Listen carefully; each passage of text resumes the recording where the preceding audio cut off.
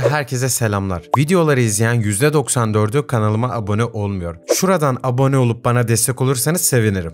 Ne olduğunu bilmek ister misin? Neden 50 yıldır pençelerimi çıkarmadığımı? Her şey kötülerin bir araya geldiği geceye dayanıyor. Tüm aptalca hikayelerimiz gibi. Hikaye, X-Men malikanesine gelen imdat çağrılarıyla ve Jubilee'nin bu çağrılara cevap vermesiyle başladı. Görünen o ki çağrılar her yerden geliyordu. Yenilmezler, S.H.I.E.L.D., Fantastik Dörtlü ve hatta Wakanda. İşte o anda Wolverine X malikanesinde öylece oturmanın iyi bir fikir olmadığını fark etti. Ardından nereden geldiği belli olmayan bir patlama gerçekleşti. Görünüşe göre Wolverine çok hasar almamıştı. Ama Jubilee için aynı şeyi söylemek mümkün değildi.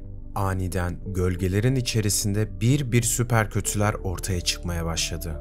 Doktor Octopus, Green Goblin, Omega Red, Sabretooth, Scorpion, Shocker, Silver Samurai ve daha fazlası. Wolverine hiç düşünmeden içgüdüsüyle pençelerini çıkarmıştı bile. Wolverine aniden Doktor Octopus'un saldırısına uğradı. Octopus mekanik kollarıyla çoktan onu köşeye sıkıştırmıştı bile. Ve kaos başladı. Diğer kötü adamlar çocukları hedef almaya ve hepsine saldırmaya başladılar. Ancak Wolverine'in müdahalesi ve saldırganları savuşturması sayesinde malikanenin altındaki kaçış tünellerine ulaşmayı başarmışlardı. Herkesi korumaya kararlı olan Wolverine her bir kötü adamı teker teker ortadan kaldırmaya başladı. Herkesi tek tek öldürmeye başlayan Wolverine hayal kırıklığına uğramış ve çok öfkeli bir şekilde "Herkes hangi cehennemde?" diye bağırmaya başladı. Çocuklardan biri "Alarm çaldığından beri herkes kayıp. Ne yapacağız Wolverine?" diye karşılık verdi. Wolverine ise Arkanıza bile bakmadan kaçın. Ne olursa olsun ya da ne duyarsan duy. Beni anladın mı? Sakın arkanıza bakmayın. Öfkesine hakim olamayan Wolverine pençeleriyle her bir kötü adamı acımasızca teker teker katletti. Ve ayakta kalan son kişi ise Bullseye olmuştu. Bullseye en son ölen kişiydi. Neredeyse 90 dakika dövüştük ama o piç bir türlü yere düşmedi. Tek yaptığımız şey amansızca birbirimizden parçalar koparmaktı.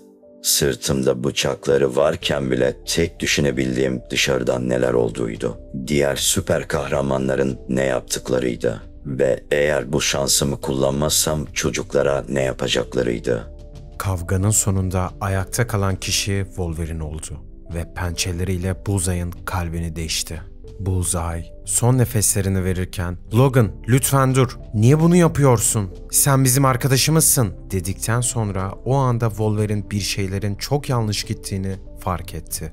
Ardından yere doğru baktı ve kucağında tuttuğu kişinin Bullseye değil Jubilee olduğunu fark etti. Wolverine öldürdüğü her kötü adamın X-Men'den biri olduğunu anladı.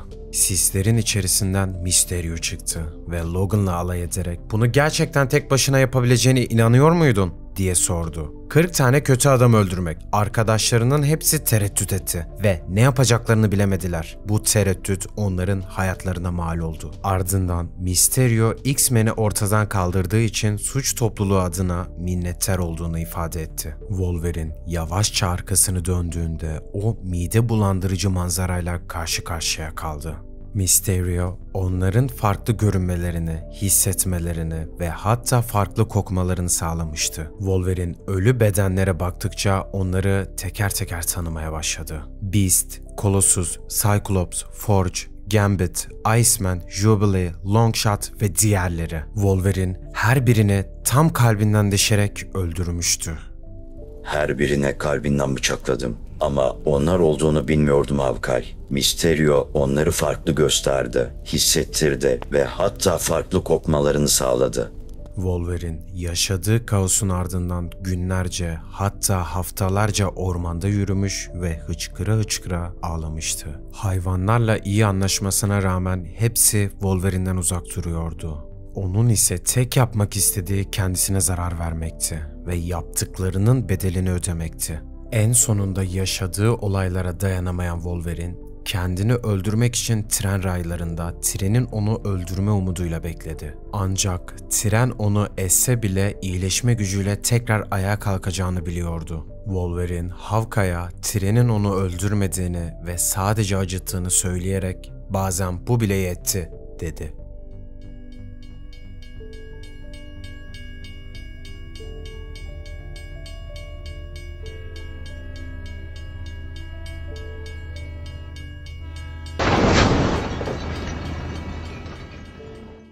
Video hoşuna gittiyse beğenmeyi ve kanalıma abone olmayı unutma. Bir sonraki videoda görüşmek üzere. Kendine iyi bak.